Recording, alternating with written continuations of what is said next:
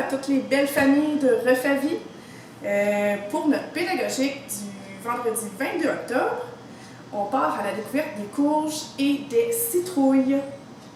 Donc, je vais me présenter d'abord aussi. C'est Virginie. Je suis responsable de la halte garderie, puis j'anime aussi quelques activités ici à Refavie. Donc, ma première question, donc vous voyez ici, on a une belle variété de courges. Je voulais vous demander de quoi on a besoin pour faire pousser les courges et les citrouilles. Est-ce que vous avez une petite idée? Donc ici, je vais vous présenter, sont toutes petites mes images, mais quand même. On a d'abord besoin de terre. On a besoin de beaucoup de soleil.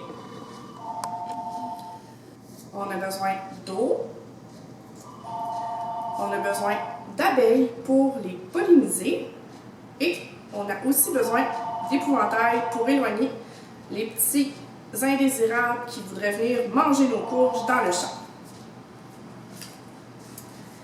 Et voilà. Deuxième étape. Donc, je vais essayer de vous faire deviner mes différentes sortes de courges que j'ai ici. Donc, c'est un petit jeu de devinettes. On va commencer ici avec la première. Donc, vous voyez, elle est vraiment spéciale. Elle a comme un gros bouton sur le bout. Comme ça ici. Fait que, je vous fais deviner, je suis sucrée et on en mange beaucoup à l'Halloween. Ça serait des bonbons. Donc, celle-ci, elle s'appelle la courge bonbon.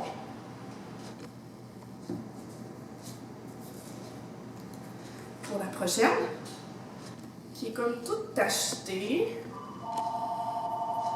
dans nos repas, on peut manger du salé et on mange aussi du poivre. Donc, celle-là s'appelle la courge poivrée.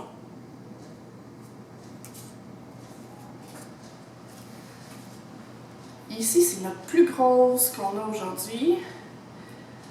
Celle-là, on la surnomme, en fait, en lien avec un petit fantôme comme ça. C'est la courge Grey Ghost. Ghost en anglais, ça veut dire fantôme. Ensuite, pour celle-là ici, c'est encore, son nom vient de l'anglais. Elle est toute orange. Ça veut dire qu'elle a pris énormément de soleil pour devenir de cette couleur-là. C'est la courge Sunshine. Ici, c'est probablement celle qui est la plus connue. On en mange avec de la sauce. C'est un repas que les enfants aiment beaucoup. Du spaghetti. C'est la courge spaghetti. Puis, notre dernière ici, on l'appelle la courge butternut parce qu'elle est très, très, très sucrée. Elle a un goût de beurre.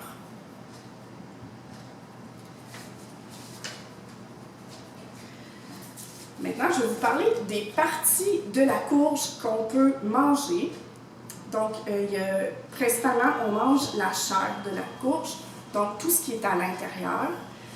Souvent, ça peut être fibreux. Exemple, la courge spaghetti, c'est vraiment des fibres quand on la fait cuire. Sinon, on mange aussi les graines de certaines courges, les graines de citrouille par exemple, qu'on peut faire sécher au four, assaisonner, ça fait une super de bonne collation. Puis, il y a certaines variétés aussi qu'on peut manger la pelure. Ma prochaine question, c'est est-ce que tu sais comment on peut apprêter les courges? Tu dois t'en douter qu'on peut les cuisiner.